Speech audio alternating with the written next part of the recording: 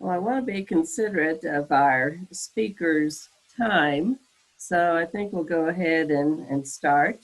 For those of you that don't know me, I'm Jane Lewis, and I'm the executive director at Villa Finale. And this is, I believe, the 6th year that we have had what we call the Power of Something speaker series. The first year it was Power of a Dream, and this year it's Power of a Legacy. And it was inspired by the last owner of Villa Finale, Walter Mathis. We are also celebrating his 100th birthday this year, as well as the 10th anniversary of Villa Finale being open to the public. So in honor of Walter Mathis's 100th birthday, our series this year focused on things that were particularly interesting to him. And of course, those include hospitality. He was quite a party giver. And our first speaker in the series was a noted sommelier in San Antonio. And tonight, of course, we're going to be talking about historic preservation, which he certainly was very interested in. And our next two will focus on military service and collecting. But this evening, we are very honored to have with us as our guest speaker, Ashley Wilson. Ashley is the chief architect for historic sites for the National Trust of Historic Preservation. It's an endowed position named the Graham Gund Architect. And in this position, she provides broad oversight related to conservation and preservation of both the architecture and landscapes of the Trust 28 historic sites. Ashley has over 25 years of experience with preservation, and she specializes in modernizing and stewarding significant historic buildings to make them relevant in the modern environment. Some people talk about that as adaptive reuse. Before she started working at the Trust, she was a tenure professor at the Clemson University College of Charleston Graduate Program for Historic Preservation in Charleston, and also in private architectural practice in Washington, D.C. She graduated from the architecture schools at both the University of Virginia and the University of Notre Dame. And it's certainly been my pleasure to work with Ashley over the last, can you believe it, 10 years. And so this evening, she is going to do a presentation that I think this 10th anniversary inspired her. And she will introduce her topic. And we already have the PowerPoint ready to go. So Ashley, welcome and thank you. Thank you, Jane. That was a lovely introduction. And thank you, FAIA, for arranging all this. And just give me a thumbs up. Can you hear me and see me? Yes. Okay, great. So yeah, when Jane said that we're doing preservation, what should the topic be? I love a list and I like reading lists and I like hearing lists. So I thought it was perfect to do the top 10 preservation trends. And I've been thinking about it a lot anyway this year for some reason. But so Villa Finale opened to the public October 2nd, which is exactly a year and a week ago, which is, you know, the 10 years. And I was looking in our folders to see if I could find any images from when the opening ceremony was. And all I could find was this really interesting picture of Walter on the right, which I thought I had never seen before. You probably know really well. And so I just picked this picture of my favorite room, which is the kitchen. And then I was sort of reading the notes and seeing what it was alike. And it was interesting when they opened 10 years ago, they were sort of talking about what was trending in preservation then and how much it's changed. So I'm going to jump right into our list. And I just want to give the caveat that this list is my personal list. It's my experiences as an architect working at the National Trust, but also in private practice and also in academia. And it's not necessarily the views of the National Trust. And I do use a lot of National Trust examples though, but I try to broaden it to the whole preservation field. So number 10 is the only one that's a little bit wonky on the list, which is widening the period of significance. And why I use the word wonky is because it's a very preservation term of what is the period of significance of the property that you're saving. And I think that that's something that is now coming into question. And the example is shown on your screen is the Farnsworth House, which is outside of Chicago, Illinois. It's the Mies van der Rohe building. And on the left is how the Farnsworth House is interpreted every day, straight to the period of significance, which is basically when Mies finished designing it before Edith moved in. And what happened is the two were in a big lawsuit, and Mies never got to actually put his furniture inside of it. And Edith actually put all of her furniture inside of it. But when it came to the public, to be open to the public, they took sort of the utopian Miesian furniture and put it in, even though it was never in the building. So the black and white image on the right shows you how Edith lived in it, and she used it as a vacation home, and she just put like her extra furniture there, just like we do on all of our river homes. Yet the image on the right is what the public sees, because the public is so focused on the Miesian architecture. And yes, Mies is what makes this building internationally significant, but it's all the layers of time that actually make it interesting. You know, it's the second owner is Lord Peter Palumbo. It's Edith Farnsworth herself. It's the relationship of the house with the water to the river. So this year, which is also the year of the woman, the executive director there, Scott Mahaffey, decided to do something called Edith Farnsworth Reconsidered. And so he took out all the Mies furniture and he recreated sort of what it looked like when Mies was there. And then the whole tour is changed. So you get to learn about this amazing woman nephrologist, kidney doctor in Chicago who was way ahead of her time, not just professionally, but the fact that she was the one that hired Mies to do this building, and yet she's really never talked about as part of the story. It's all about Mies. And then this conversation of period significance even extends to the exterior. So as the architect, I'm always there sort of talking about what we're doing and how we're doing it, why we're doing it.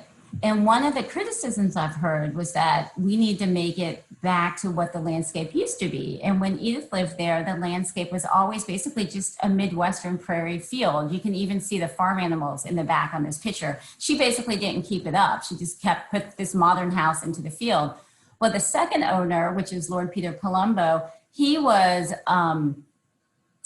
very into art and architecture and sculpture. And so he spent all 30 years that he owned it in a very deep relationship with a pretty famous landscape architect, evaluating the Farnsworth House as sculpture in the park. And he totally created the landscape in which Farnsworth House sits in. And he created this green space, and it has flowers in the spring, and it has a very particular look that everybody relates to when they think of Farnsworth House in their mind, not this prairie. And so when I say widening the period of significance, that's a perfect example. Number 9, this one's a true trend. So in preservation, right, the 50-year rule is what we start preserving. That's the things that can be listed on the National Register, and that's why we consider the next wave. And it's because it takes 50 years to sort of appreciate the architectural or significant merit of a building. So now that we're at 50 years, we're gonna start restoring the 70s. And as a woman who is now in her 50s, I find this really remarkable because I came into preservation very much focused on the 19th century. And I have to admit, now that I'm 50 years old, I find the 1970s pretty compelling. So here's, this is actually a 1960s building, but this is a 1960s building in Charleston, South Carolina, that was the most hated building in town. It was a federal building. Nobody liked it. It was really ugly. You know what the rest of Charleston looks like. So it spent 50 years being hated. And then it had all these abatement issues and hurricanes hit it, and it didn't get restored until just 5 years ago. And now it's like the coolest hotel ever, called the Dewberry. And then when it comes to 70s, that also means that the ranches are coming our way. And as I grew up in Florida and I grew up in a ranch house. And so I have to admit, like, I didn't like that house when I grew up. I wanted to live in an old house. I was upset my parents didn't have a historic home. But now I would love to restore a ranch house and live in it. So I think the 50-year rule actually works.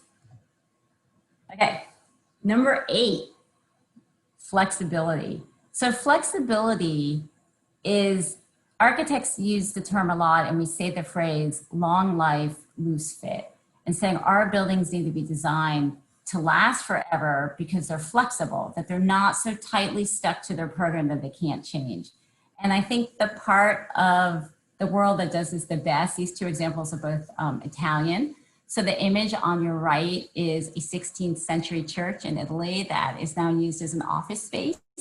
And the image on the left is the Gucci headquarters, and it was built into an abandoned aircraft factory. But these layers of time, I think, is what makes these buildings actually that much stronger and better, and why they continue to be with us and why they don't get torn down. And that goes to within the house museum setting as well, which is you're gonna start to see a lot more house museums where you actually have empty space and empty rooms. And within these rooms, then you can have the space to tell more narratives and do more storytelling, but also to have more exhibits. And it also, I believe, means that we're gonna have to loosen up on how we think of house museums, and once again have food and drink inside of them. And this, if you think about it, a house museum basically was somebody's home. And so it had food and it had drinks, and people spilled their wine on the carpet and their dogs probably peed on the rugs for hundreds of years before we told them you couldn't go inside with food and drinks. So I think this is something that will come back. And it's interesting, I have interns every year from ICOMOS, which is the International Council on Monuments and Sites. And we always laugh because we're like, the success of a house museum is if it has a gin bar in it, because people have, you know, they don't have that much spare time. And so when you go visit a historic place, a lot of people want to have that option to at least have a cup of tea or something to drink, and to feel like you actually have more invested than just walking through. So this is like a sub-postulate on the flexibility one, because I didn't want to have 11, I did want to have 10 on my list. And I didn't know how to write the title. So I have this kind of wimpy title that says more focus on activity.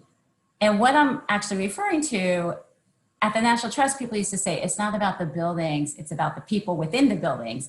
And I agree with that. Absolutely, I agree with that. But as an architect, I was always like, but people actually do love buildings and preservation. I mean, it's really how people get to preservation, is they love the actual buildings.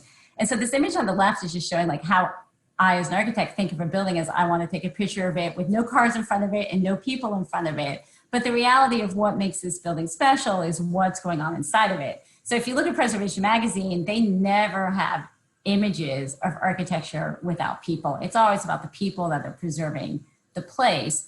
But what I also mean by more focus on activities is architecture and preservation. You know, the other criticism you hear with preservation is that we're only preserving sort of like the white man's house or rich white people's architecture, or that's too much. Like we're very self-critical, like that's too much what's on the National Register. But if you look at the context of where preservation started, professional preservation, it was all run by architects, like from the 1930s and the WPA programs and the HABS program. It was basically architects going out and documenting buildings. And so they were always documenting buildings, but it's much more progressive than I think we give ourselves credit for, because the Park Service was very clear, like with the HABS documentation, the WPA, to go out and document buildings that we were losing. And a lot of what we were losing, so there's a ton of sort of enslaved dwellings and factories that are going away, and even a lot of the big houses, because those were going away as well, because people could not afford to keep them up. So you have this very architectural focused roots to preservation, but then as preservation moves into becoming a professional field, and now you have a gazillion master's programs that are teaching a master's of science in preservation, it became very conservation focused. And so at that point, you have these programs, these master's programs that have big studios and big labs, and they sort of applied a museum lens onto our buildings. And so then our buildings started being, in my mind, a little bit overstudied and overanalyzed. And I only say that not because the buildings aren't important enough, but because we can't afford to keep up buildings in that manner. Like only a few, Mount Vernon, of course, you can study every grain of sand that was used in the mortar throughout. But most of our buildings, like they're big buildings and they're expensive to take care of, and we can't take this very conservation focused approach to it.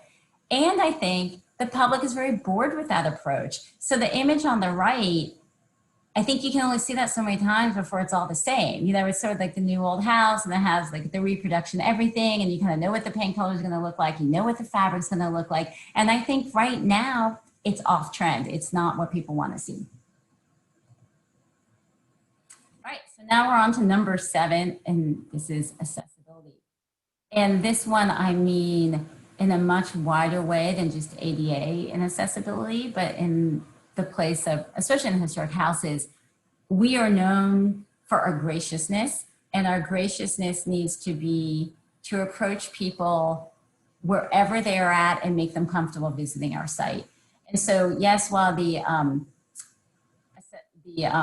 ADA law is now 30 years old, I think it was passed in 1991, we're just sort of at the place where most of our buildings are accessible, and certainly not all of our historic sites, but it's more common. But it's also accessible for people with all kinds of disabilities. And so what I have, you see all the text on the images here, it says a person in a wheelchair riding down a road. So when you're putting together a PowerPoint, now they have something called alt text, and it will automatically populate your images. And the whole point of that is that if you were presenting to somebody who is visually impaired, they can have an audio stream read that. And then as a presenter, I am supposed to say, you are looking at an image of a man in a wheelchair in the center, and he's rolling down a pathway with cherry blossoms on either side. So it's just more friendly to people who have different sort of sensory abilities. And the same is true for, as people come through the sites, that tactile models are becoming very popular. So people who can't see can touch and see like where it is they're getting ready to go. And that also works into the autism and Alzheimer's group of people who are visiting our sites. Because most sites are actually smaller museums, and they have the space to have sort of special days and special groups, or open early for people in autism, or deal with all the homeschool kids. And so there's all sorts of sensory rooms that are being developed in historic houses, and just whole days that are for homeschool kids or kids with autism that are very sensitively aware. And Alzheimer's is also a big thing too, because as you age and you sort of lose your memory, place actually becomes even more important, and place people react to just like they do with music. And so historic places have become very wonderful places to have groups of elderly people coming together in Alzheimer's groups. Number 6, deaccessioning and focus collecting. So deaccessioning used to be a really bad word in the museum world. It still is. It's still a controversial word in the museum world. And there was something that was very difficult to do and goes through a committee, but during COVID, it changed a lot, because all these museums that people were worried about going under because they have no visitors for a year, the museum world has said, you can actually deaccession if it will help you with your operating costs to bridge this year. So right there, that was a huge opening up. But then also we are seeing, and this is a headline from the Washington Post just this week, the Baltimore Museum of Art is selling paintings for diversity initiatives.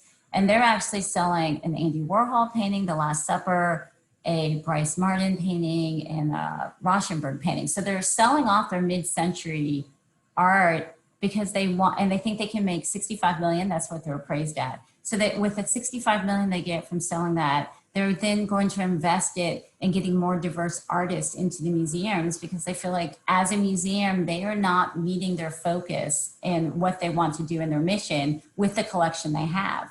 And that's becoming accepted, even though it is still, there's a lot of, if you look up this article, you'll see there's a lot of comments in both directions.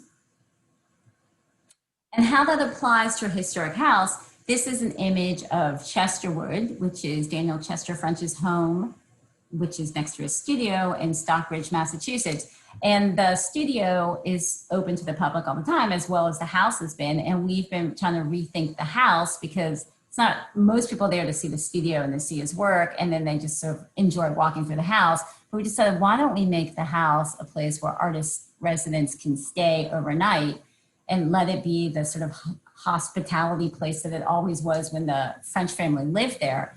So in order to do so, it has all of the original furniture because there's only one family before I came to the trust. So it has all this furniture in it, which is like, it's authentic and it's Daniel Chester French's furniture, but none of it's that important or that good or even in that great of a shape. So what we are trying to do is actually deaccession all the furniture and then use it. So then we can actually use the furniture that was in the house, but people can actually sit on it and have dinner in the dining room and sleep in the beds, not the mattress. But so I think it's that sort of flexibility with our collections that we're looking at.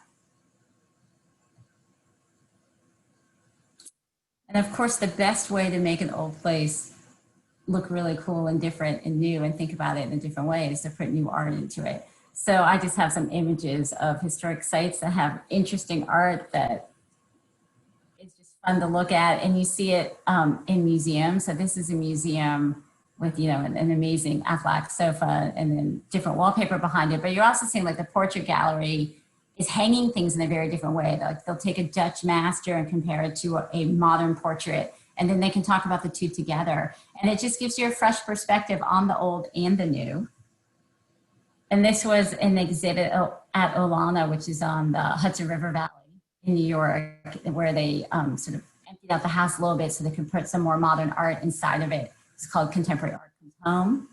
And then they also did work on the exterior of Olana for that same exhibit. And then this is back at Chester, where it's a Daniel Chester French's home. And they have a bunch of hikes sort of behind the house. And every year they have a sculpture show. They've had it for 40 years because Daniel Chester French is a sculptor. And last year I thought they had a really ingenious theme, which was the sculptors all had to work with things they found on the trails. And so it was all wood. And then they just took old wood that they were finding and dead logs and made sculpture out of it.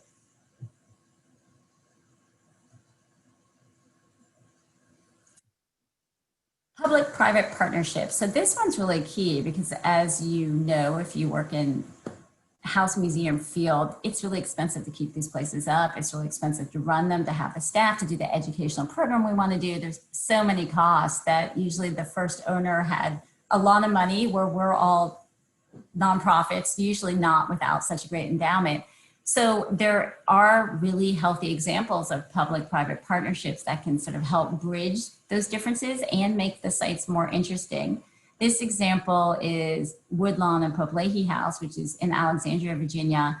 And we have a partnership with Arcadia, which is a restaurant group here in Washington, D.C. It's their nonprofit arm. And because we have all this land, they then they're called the Arcadia Center for Sustainable Food and Agriculture, but they do camps with kids and inner city kids. But they also have a bunch of our fields are being farmed, and it's right next to Fort Belvoir. So they have a veterans program. So so it's both healing farming and educational farming. And then the food is used in the restaurants, and the food is used at mobile food markets that go into sort of food deserts within the inner city.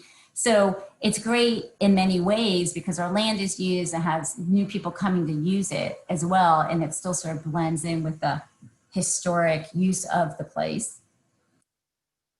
The National Trust also has a property called Cooper Molera Adobe, which is in Monterey, California.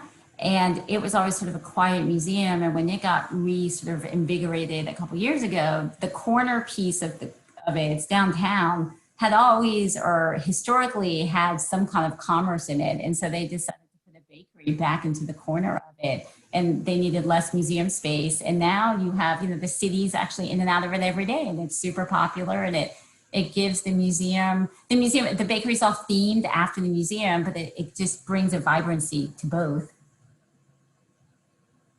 And then these are images on the left. It's Oatlands, where a local chef does tasting, 5-course tasting menus in their greenhouse, and then we get part of their proceeds after that. And then the image on the right is during COVID, so people just started, using the outdoor space. And again, like a chef will do something, and then the site gets some of the proceeds from the event.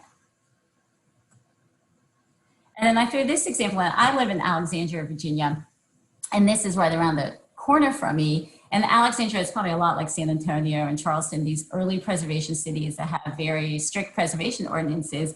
And in Alexandria, it's unusual because the city owns all of our historic properties. So the city owns like 10 to 12 little museums of important buildings around town. Yet some of them, like this one, which is the 1774 firehouse, it's open to the public 3 days a year. It's open like on Fireman's Day, and it's just not used. And the city, at a certain point, I think it's going to be a drain on them financially, or what do they do with it? And so I'm always like trying to come up with like, oh, this is what I would do if I was running the world. But I have this concept that the city should, with reduced rent, let somebody like a bookstore lease it, and then the bookstore can come in and lease at this reduced rent. And of course, they put a preservation easement on the interior of the building, but then like 5% of the proceeds of every sale goes into the preservation fund for the city, who's maintaining all these properties that are super expensive for them to maintain as well. And so it becomes sort of like a win-win-win, like a small Main Street business gets reduced rent. The city actually gets some rent. Right now they're getting nothing for this property. And everybody who comes in knows that their purchase is helping the city keep these historic properties sort of in use and taken care of. So that's just my hope of what happens. Maybe someone from Alexandria is on this call. Number 3, the outdoors. We all know this because of the last 6 months that we've been living, but I have always said, even before this, that the most underutilized asset that the National Trust owns is our landscapes, that we have these incredible landscapes that we actually need to treat as public gardens and make them public space. So here's some examples of things that are already going on, which at Oatlands, which is in Loudoun County, they already have their high school cross-country meets there. And there was one of these things like the site sometimes loves it, sometimes hates it, but I think it's fantastic because you have hundreds of kids who've run there every year in high school, and then they always come back to Oatlands because they have deep memories to the place. And then we also have some sites like Montpelier who have opened up trails for mountain biking, and then just sites that you can come and enjoy the beautiful scenery. Yet there are also all these advantages of, I don't know if you guys watch Masterclass, but there's Ron Finley, who's the Gangster Gardener, and he is this gardener out of LA who just started gardening therapeutically in sort of unused urban space. He took underpasses and abandoned lots and ugly backyards, and then realized like it made him feel really good and it was really healthy, and he started teaching other people to do it and running programs. So I think we have those kind of opportunities at historic sites, plus very green initiatives like hydroponic gardening, or even this Alice Waters book, The Edible Schoolyard.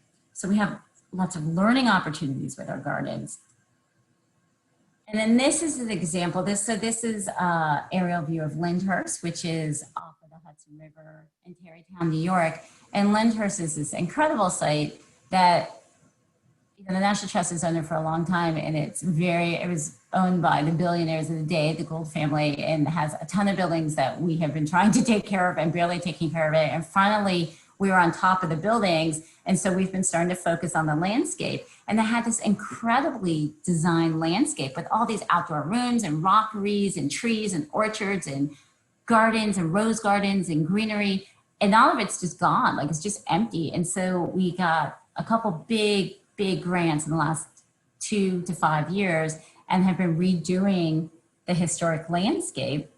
Oops, I think I missed one.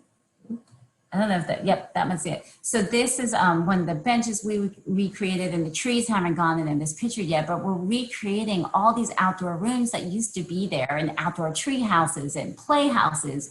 And so now you can actually go to Lindhurst and understand it better, as this is how the families who lived in it used it, and this is what this type of recreational land was for. But also that this land, it's on the Croton Aqueduct, and it's connected to, it used to be the Tappan Zee Bridge, now it's the Cromer Bridge, but it's connected to all these walkways. And so just on its own, it had maybe 100 people walking through Lindhurst every day, just on their dog walks and their family walks. And now that it's COVID, they get 500 people on the weekend just walking through the place. So it's great for us, and it's great that we have this new, and we made it accessible, this new landscape that people can enjoy. Number 2 is climate action.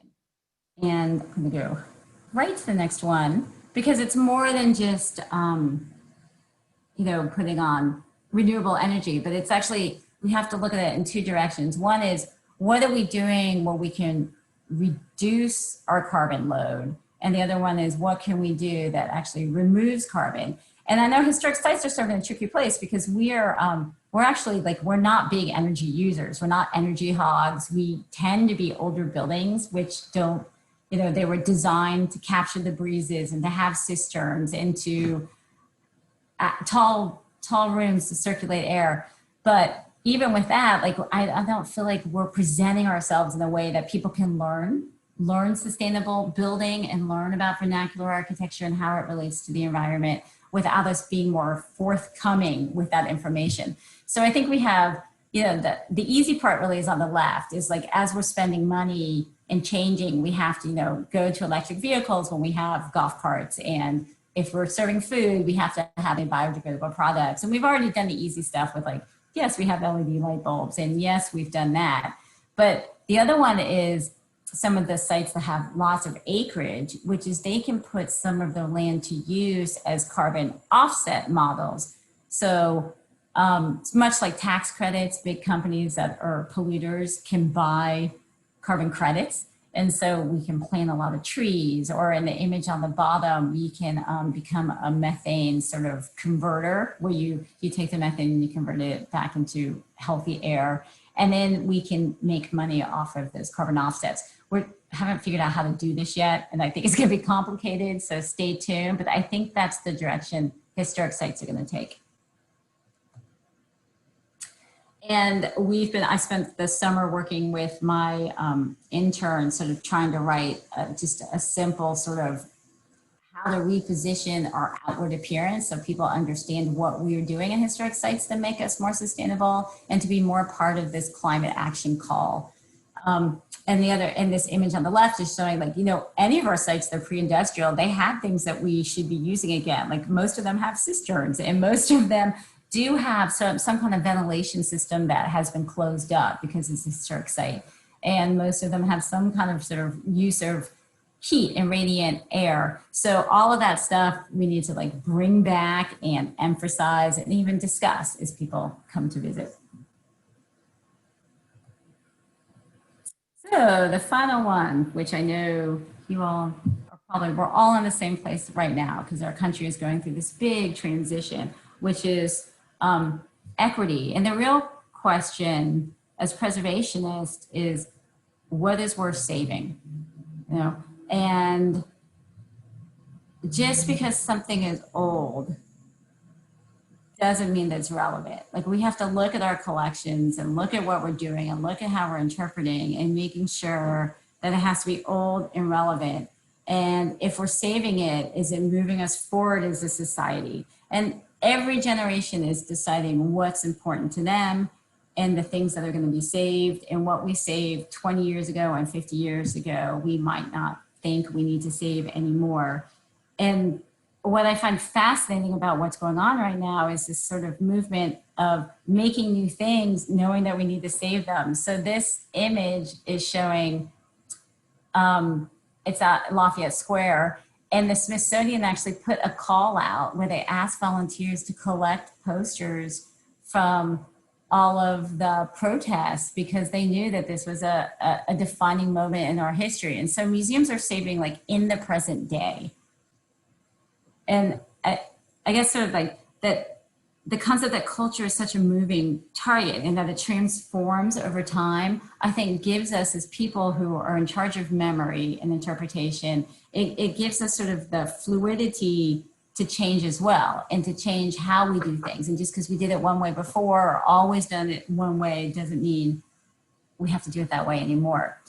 So one of the great bellwethers of sort of what's going on in the country is, I think, to look at the National Trust's 11 Most Endangered list, which comes out every year. And it just sort of is interesting because it sort of shows you, like, what's trending and what's going on. So if you look at this list that comes out now, I just took a snapshot of 3 out of the 11 on the right. But if you look at those images on the right, you know, none of them, you look at them and you're like, architecturally, you drive right by, you wouldn't know that something significant was there, right? But the one on top, the Harada House, so this was a Japanese American's home, and then their family went to an internment camp, and then when he came back, he had to sue, and it went all the way to the Supreme Court to get his home back because it was taken from him. And then he lived there for the rest of his life. And now this home now needs to be restored. The one in the middle, the Roberts Temple Church of God in Christ. So this is in south side of Chicago. And this is where Emmett Till's body was brought after he was killed in Mississippi. And on his mother's insistence, they had an open coffin service because she wanted to see how horrific her son was mutilated for purportedly whistling at a white woman in Mississippi. And so this church, which is a still ongoing church, needs sort of the recognition and the preservation of now because it's of its age. And then the one on the bottom, the Terrace Plaza Hotel. So this building is an SOM building from the 1940s, but it was designed by an architect. Of course, nobody knows her name. It's Natalie DeBlas. Some people might know her name, but just the fact that it was a woman-designed building of a pretty famous firm that nobody knows of. So just looking at our endangered list, you can sort of see like it's women's issues, it's immigration issues, it's civil rights issues. It's all the things that are resonating with us. And there's also this coalition, I don't know if you're familiar with, called the Sites of Conscience. And the Sites of Conscience are some museums, some sites, just some places, but they're places that are very memory focused, I would say. And the one that I worked on was called Shaka Bottom, and it's in Richmond, Virginia. And when I first drove by, I probably did what a lot of people do who don't know anything about it, which is it's just a parking lot. It's an underpass. There's no there. I didn't even know what it was. But then when you find out the history, which is this very early, it was basically a trading post for enslaved people.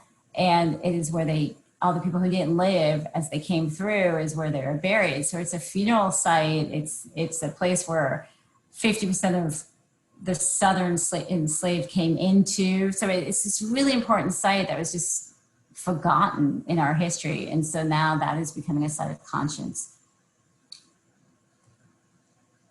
And then of course we have at the National Trust, we have a lot of plantation sites, and we have been struggling for 30, 40 years. As far back as I look in our files through the interpretation, we have been trying to figure out what to do and how to do it better with them. And I think now, though, it's very clear, which is what we can't do, which is we can't romanticize what was there, but we also can't go away. Like we have such a powerful moment right now to be a place to better understand and recognize what was happening in the past so we can look forward to be the country that we want to be. And, so the conversation's been like, one of the things we're so lucky about is we have this portfolio that's all over the South. And so you can talk about how slavery was different in all of these places and sort of tie it into the American experience, because the African-American experience is, it's our experience, it's the American experience. And so we have to all better understand it. And this is my final slide. And this you probably have heard because they made such a big splash. But the Melon Foundation gave, they're giving out $250 million. They just announced it this week to reimagine monuments, the Confederate monuments, and to rethink how they should be and where they should be. This is in Richmond. Gosh, I had a lot of Richmond examples tonight. So this is Monument Avenue in Richmond, and this is the Robert E. Lee statue, which is the only one really still up in Richmond because one, it was so high, nobody could pull it down, but two, the governor actually intervened in the mayor and said, we're gonna have a task force and really figure out what we wanna do with this place. But the thing I've heard from people that they love about how it is right now, which is this image I'm showing you, is it went from being a place that you just drove by that was very quiet, very staid, and definitely in a very nice sort of whiter part of town, but it went and it became this very colorful place that everybody owns. And so suddenly there's a lot of people there. And when I was there not too long ago, and people are riding their bikes to it and bringing their children and projecting and writing on it. And so all of a sudden it's like, it's everybody's land suddenly. It's not just one person's land. And so it's all about how do we interpret it and how do we make it for all of us. So I will end with a couple questions for you guys on your 10th anniversary. is as our generation decides what's important to us and what we want to preserve and how do we want to preserve it, are we sharing the power to decide what is remembered and how it's being remembered? And two, ask yourself, what building should we be saving for tomorrow? And that is it. Let's see how they do on time. Pretty good. I was trying to keep that under 30 minutes so we could have time to chat and not get too tired. Yes, please. We're open up to chat, Q&A. Just type out, and I'll read them out to Ashley. That was those questions for us were really incredibly thought-provoking. So I'm already sort of thinking about how I would answer those questions. So I think it's something as a staff we're going to have to really start thinking about.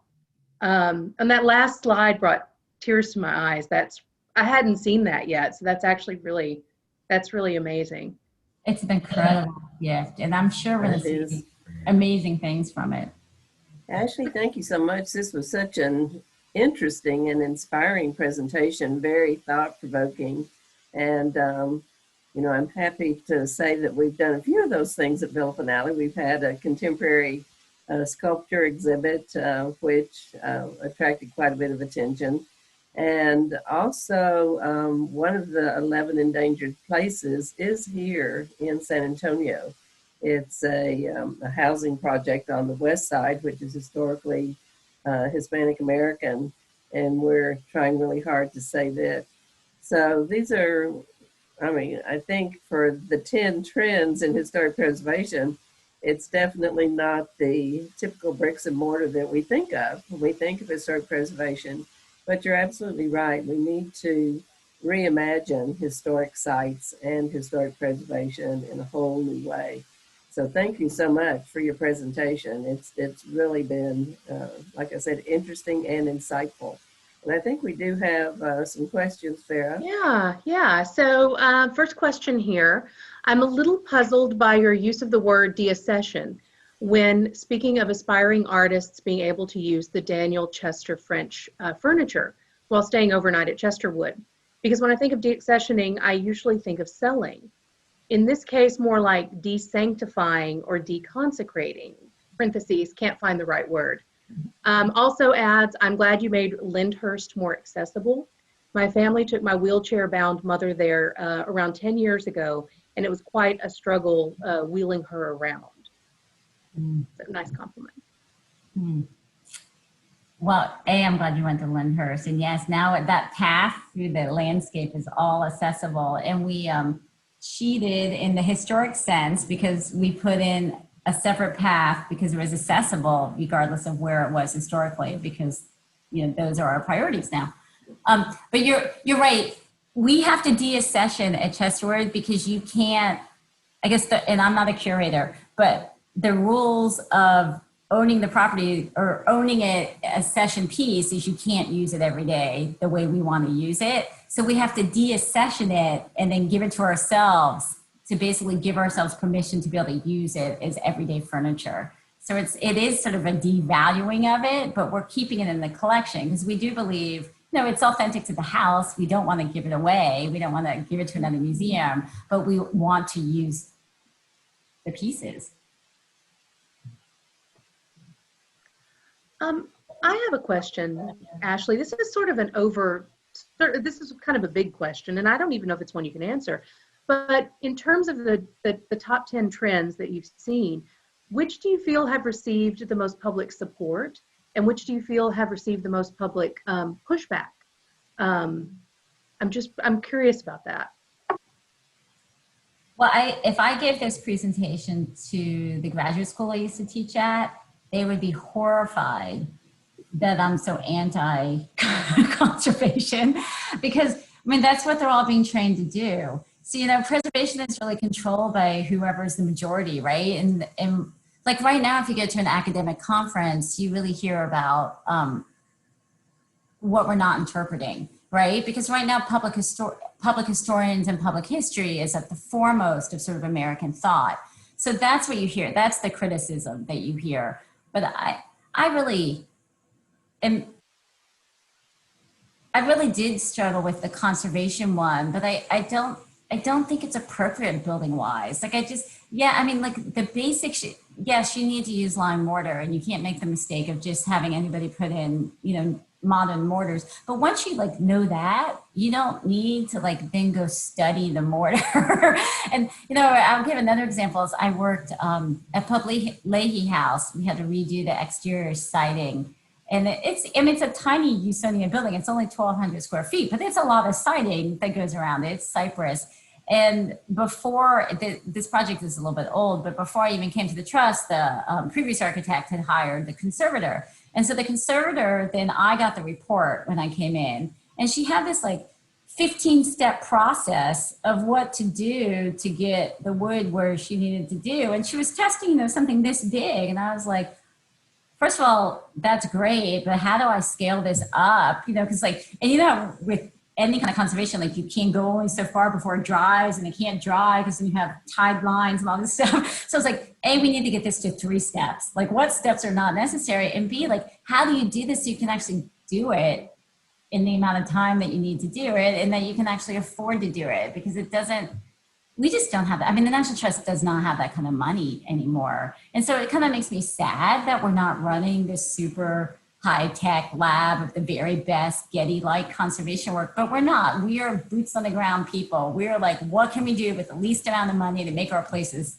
look good and do what they need to be doing? And so architecture has kind of gone a little bit in the background. Like my work, I feel like it needs to be done. It needs to be done so people aren't complaining about it. It needs to be done well, and we can present it at academic conferences among our own little tribe. But I don't think it's where the public interest lies anymore. A couple of more questions. Sorry. Do you have any advice on how to get younger adults to visit historic sites? Why, I think it's the gin bar. Right. I knew that would be the answer, actually. Like gin bar.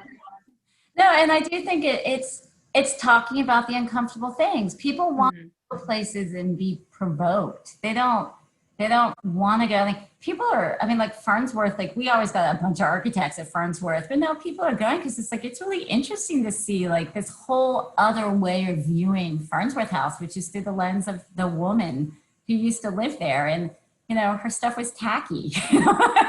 It's interesting. Or even like the tragedies of the flooding that happens at Farnsworth House. It makes Farnsworth more interesting. And so I think like all of our sites, Philip and I is the same way. You live in a really interesting town. You have the border issues, you have immigration issues, you have so much to talk about, and you have such a varied collection that you can talk about it in 100 ways because it all intersects.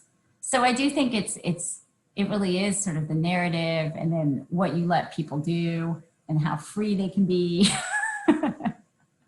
When I visited Richmond, I attempted to visit the Edgar Allan Poe Museum, but they were having a wedding. But I found out that they have something called Unhappy Hour there, which I thought was just an amazing idea. And I've always thought, how do we do this without copying the Edgar Allan Poe Museum? Because Copy them. Can't have the same concept. But I loved the idea. Another question that came in, I'm confused about the selling / purchasing of Andy Warhol's The Last Supper. So does this mean if someone has the funds, they can purchase these valuable treasures, then others are not able to see them?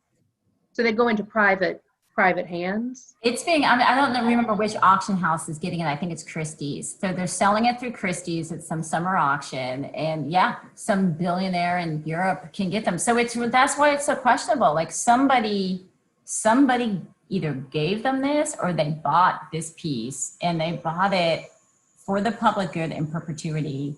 And now they're getting rid of it because they feel like it's not the highest, best use of that fund. So it's super controversial, but it's pushing how we think about what we're doing as museums.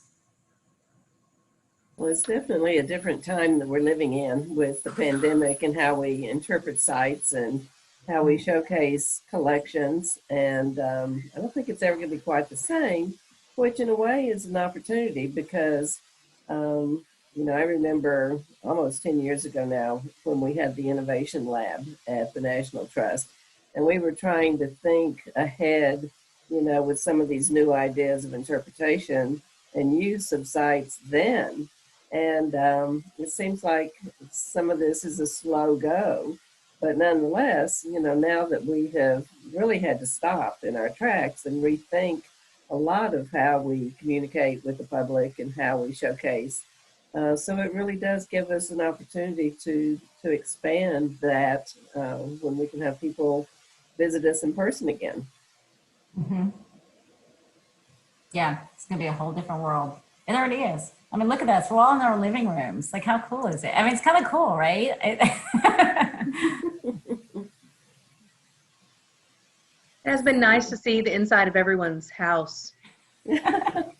I'm really nosy about stuff like that. So it's been, and I've been to Jane's house, a million times, but seeing everyone else's house has been really fun. And see their pets that walk through. See their pets, and you hold the cat up or the dog up and say hi. It's a detached time, but it's also a strangely intimate time in a kind of a weird way. Yeah. We have another question. One more question maybe here. Sure. Since you lived in Charleston, are you familiar with Elizabeth Oneal Werner? Mm-hmm. If so, how do you feel she contributed to conservation through her artwork and etchings? I have the dwelling houses of Charleston right here. I had it on my desk just today, and I cleaned up and put it away. Oh. Yeah, I mean, that's the period that like grabs my heart, and that's the period of time. So this is like the Charleston Renaissance, which is really when artists and architects were looking around and drawing, and there was really a vibrant, progressive period. But that's what I looked at, like going through school as a student and teaching, because I found it so inspirational. And her work is beautiful. It's Asian inspired, and she's looking at, I don't know if you're asking me about sort of because she did show laborers. I don't know if you're asking me that aspect or just sort of the artistic aspect, but I'm in love with her work. I'd love to own one. And I find it's also that period of, the artists worked with the architects and they all knew each other. So I did a lot of research when I was down there about these two architects who loved old buildings, and they would like get in their station wagon with these two women who are the artists, and they would go around and they would measure them, and the artists would draw them up for the books, and they'd send out these plates. And it's really what made Charleston famous, because you could start reproducing it and seeing it and sort of idolizing these buildings. But I love their hand too. It's just a beautiful stylistically. I like that period in Charleston's history. I don't know. You probably see behind me, that whole left side of my bookcase is my Charleston section.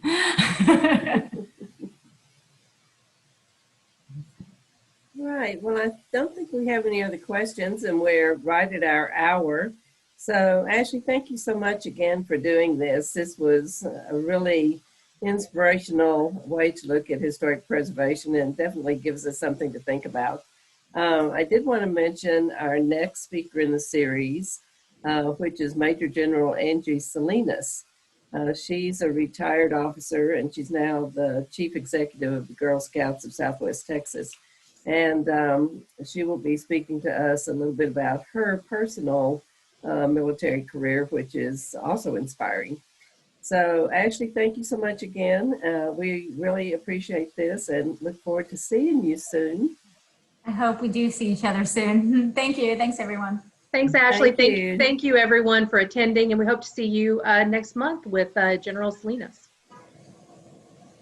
Thank you.